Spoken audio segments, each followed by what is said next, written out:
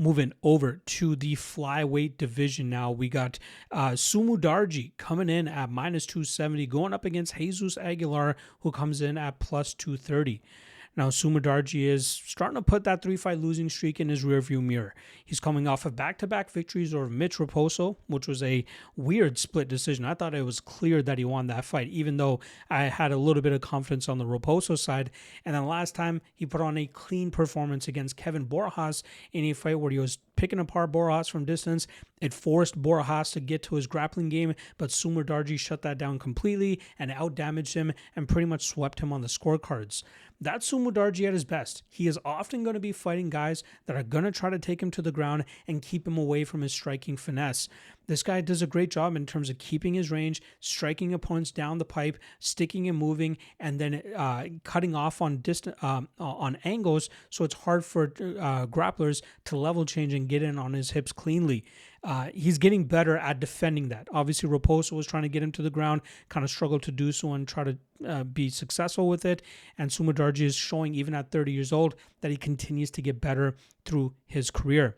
He's coming into his 26th pro fight this weekend as he goes up against Jesus Aguilar, a guy that a lot of people are kind of mystified as to why he still has a UFC spot. But he is 4-2 through his 6 fights with the promotion. But this is a guy that overperforms in certain spots, right? There's been a few fights where he's pulled off the upset, like Mateusz Mendoza, even the Luis Garul fight. But it's that power that he brings to the table that makes it hard for people to get a beat on him.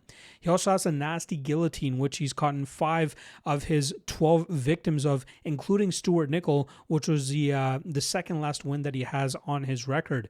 His last loss came at the hands of Rafael Estevam, who did a great job in terms of taking Aguilar to the ground, getting those control positions, grinding out those first 2 rounds. And even though Aguilar had some good success in the 3rd round, it was not enough to outdo what Estevam was able to do in the first 10 minutes.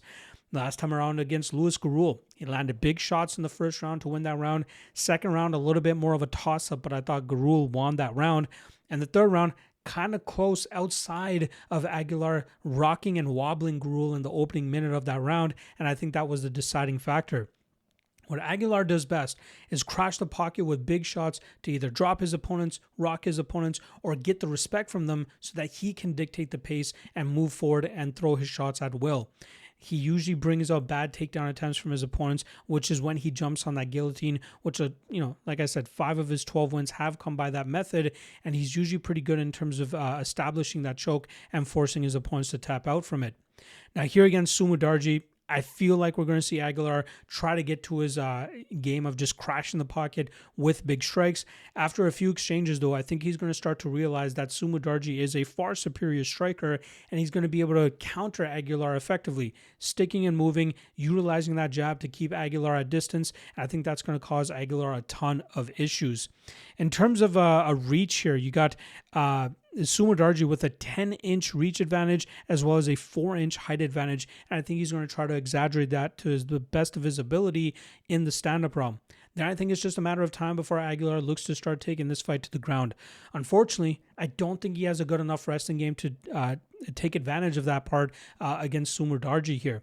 I think Sumudarji will, there will be a few minutes spent up against the cage with Aguilar working for takedowns, but I think we'll see Sumudarji showcase good takedown defense. I think he'll be able to work immediately back to his feet.